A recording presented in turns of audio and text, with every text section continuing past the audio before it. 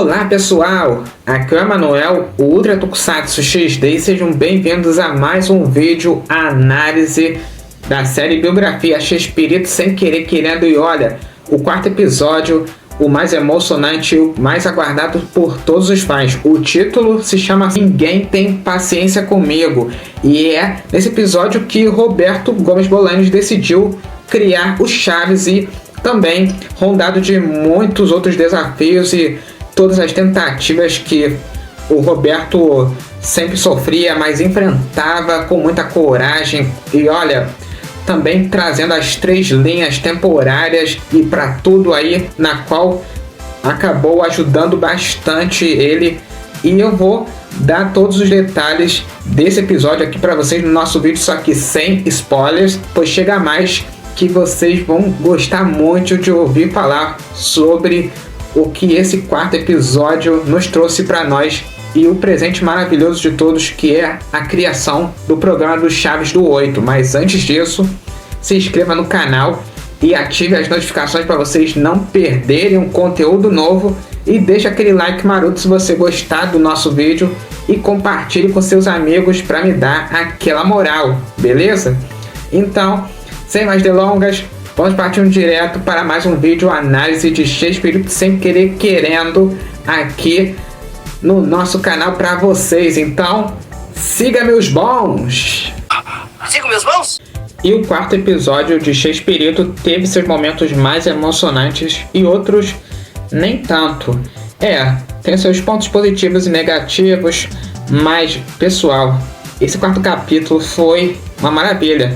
E o incrível é que ele trabalhou, aliás, com 3 linhas temporárias, outras envolvendo a infância do próprio Roberto, do início, meio ao fim, e também os momentos de declínio do programa de sucesso lá do México, que é Los Difladitos, ou seja, Chaparrão Bonaparte, como chama, em 71, e ainda as polêmicas de bastidores durante as férias do elenco em Acapulco em 77. Mas esse episódio é recheado de muitos momentos no qual o próprio Roberto decidiu criar o Chaves, e teve algumas referências, inclusive o boné que o Roberto usava desde criança, e principalmente o sanduíche de presunto, que é o alimento preferido do nosso querido Chavinho do 8.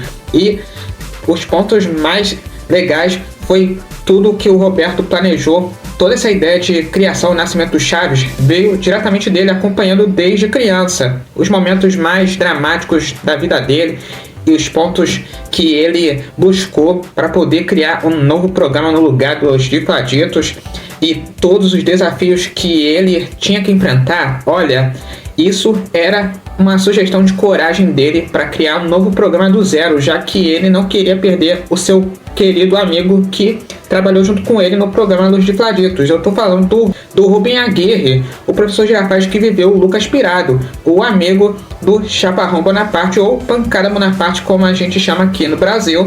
Os dois louquinhos, que era muito famoso lá no México e um grande sucesso de audiência, mas aqui no Brasil nem tanto, porque aqui no Brasil os 2 personagens do programa do Roberto que mais foi abraçado por todos nós foi, é claro, o Chaves e o Chapolin Colorado principalmente. É verdade. E voltando ao assunto do processo de criação do Chaves, o Roberto ele precisou pegar algumas referências que, ele pegou tudo diariamente, só vendo ao seu redor tudo que ele viveu na sua infância, acompanhando até a sua vida adulta, inclusive a sua carreira. A gente viu ele e seus filhos no parque brincando com as outras crianças, e isso ajudou ele bastante a pegar uma das referências para seus planos futuros.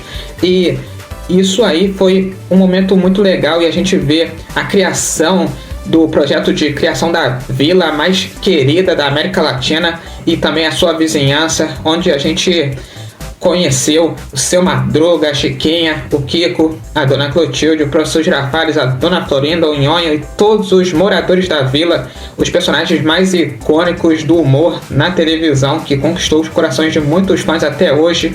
E isso foi o mais importante do ponto do qual o próprio Roberto ele tinha em mente para poder trazer para o programa de televisão, e a coisa mais inteligente que ele fez foi não botar crianças para ser seus próprios personagens, que são os moradores da vila, porque ele achou muito injusto botar crianças para ganhar seus próprios fãs, porque isso poderia acabar gerando consequências. Mas o que ele queria era ver adultos se vestindo como crianças e outros como adultos mesmo, e cada um morando em sua casa com números. Tudo isso ele acabou pegando com ele, mas o melhor dizendo, das dúvidas, que o Roberto ele já carregou essa inspiração para o plano futuro do seu programa O Chaves do 8 desde a sua infância.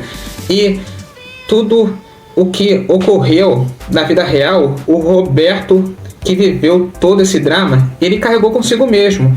E o programa do Chaves, vale ressaltar que ele traz assim um dom de um reflexo de uma criança que viveu momentos muito difíceis, momentos mais dramáticos da sua vida, mas também buscando sonhos que ele tanto sonhava. E isso é um exemplo de como o programa do Chaves ele conquistou muitos corações, minha gente, de adultos e crianças.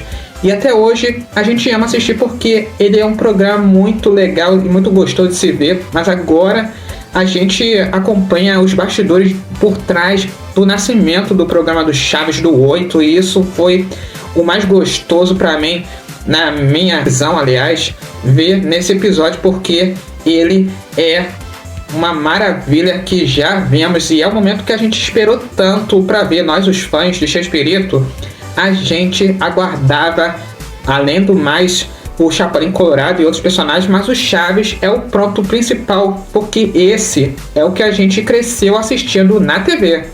Isso.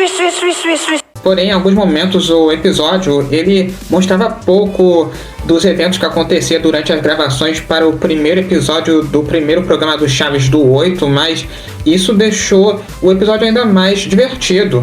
Mas, apesar de alguns pontos negativos, o capítulo ficou sensacional, cara, e eu vou dizer a verdade, quando eu vi até o fim, eu me emocionei, porque ver os bastidores por trás da criação do Chaves e todos esses personagens muito queridos foi de uma nostalgia pura, uma lembrança que lembra a infância, e isso é o que me trouxe aquela comoção muito mágica, que uma vontade de reassistir novamente esse quarto episódio é grande, porque eu amei demais. Bom, então assim sim.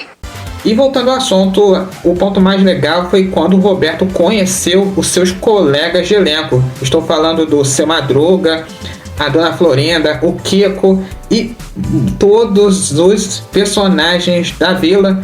E a gente acompanha também o ponto que a gente queria tanto ver do Marcos Barragán, o personagem fictício do Carlos Villagrán, que é o Kiko, e a Meg, que é o personagem fictício da Dona Florinda Mesa, acompanhando a vida artística deles, como eles eram. E finalmente a série resolveu mostrar, e desde o começo eles eram mais utilizados como vilões ao invés de personagens coadjuvantes.